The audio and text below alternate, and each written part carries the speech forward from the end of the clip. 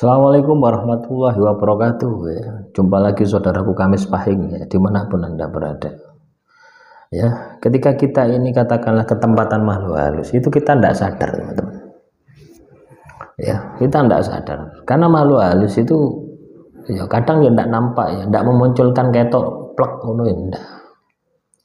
Biasanya melalui bisikan-bisikan ya, bisikan-bisikan yang sifatnya negatif ya, membangkitkan emosi Anda ya. Jadi proses masuknya itu pelan-pelan gitu loh ya, yang intinya menyesatkan diri Anda. Kalau Anda hanya bicara, oh saya ini berserah diri kepada Tuhan, hidup matiku kepada Tuhan, itu mudah kita ucapkan, tapi dalam kondisi kita praktek yang sebenarnya ini yang sulit ya. Jadi teman-teman Kamis Pahing, ketika Anda katakanlah ketempatan yang namanya makhluk halus, itu coba Anda cek ya, perubahan perilaku Anda ya, dari perilaku yang positif menjadi perilaku yang negatif ya, dari ekonomi yang katakanlah positif menjadi ekonomi yang sulit ya. Itu akan terjadi pada diri Anda.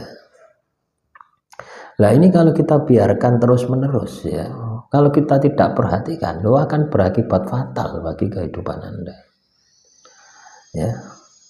Terus apa yang harus dilakukan ketika Anda ya, mengalami kondisi semacam ini gitu ya?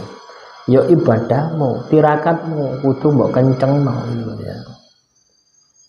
Itu yang harus Anda lakukan, ibadahmu, tirakatmu kencengno.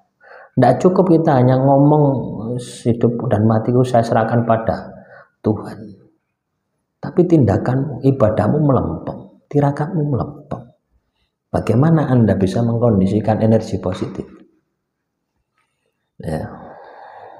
Nah itulah keberadaan makhluk halus ya. Keberadaan diciptakan makhluk halus ini untuk penyemangat kita ya, supaya kita ini berlomba-lomba di dalam kebaikan ya. Jadi kita tidak perlu takut, tapi kita ya juga tidak boleh teledor gitu loh ya.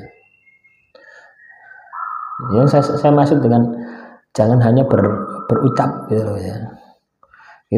Saya pasrahkan hidupku sama Tuhan, tapi kelakuanmu tidak mencerminkan itu gitu. Lah ya Pak Poai gitu. Ya.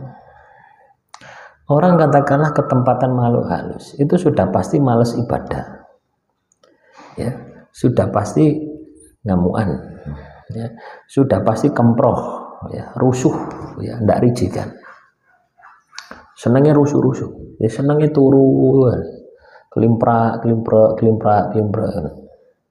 Itu orang kalau ketempatan makhluk halus itu seperti itu ya. Nah inilah yang harus kita rubah ya. Jadi dari rasa malas, dari sifat malas yang ada di dalam diri kita ini, kita rubah menjadi sifat yang rajin ya. Kita harus rajin. Maka dengan sendirinya ketika Anda rajin, maka otomatis ya, makhluk halus yang ada di dalam tubuh Anda itu akan melemah teman-teman ya.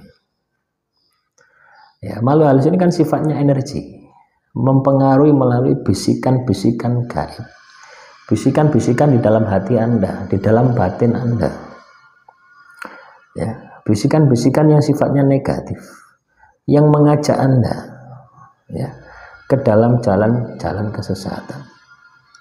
Nah ini kalau kita biarkan masalah tak hidupmu ya. Nah semoga apa yang saya sampaikan ini bisa Anda pahami ya.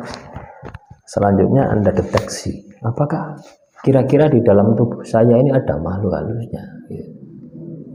Dan makhluk halus itu tingkat-tingkatan teman-teman ya. Misalnya Anda ini katakanlah rajin ibadah sebelumnya, nah itu tingkatan yang ganggu makhluk halus Anda ya tingkatnya ya tingkat senopati gitu ya, tingkat bupati atau tingkat gubernur gitu. Tapi kalau Anda katakanlah ya sembayangnya ya sajeng-ajeng apa senenge gitu ya, sing ganggu Anda setannya ya setan kelas prajurit ya, kelas RT ya. Jadi seperti itu sama saja gitu ya. Di dalam tubuh saya juga banyak setannya ya. yang selalu membisiki hal-hal yang sifatnya negatif. Tapi saya juga berusaha ya, untuk membersihkannya. Contohnya dengan setiap hari ngaji. Saya rutinkan ngaji, saya rutinkan zikir gitu. Ya. Saya rutinkan puasa gitu. Jadi ada kegiatan-kegiatan yang sifatnya positif ya.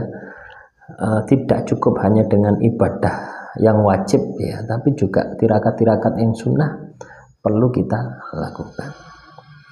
Nah, ketika kita mau melakukan semacam itu ya, maka saya yakin itulah tindakan yang dapat ya memberikan ya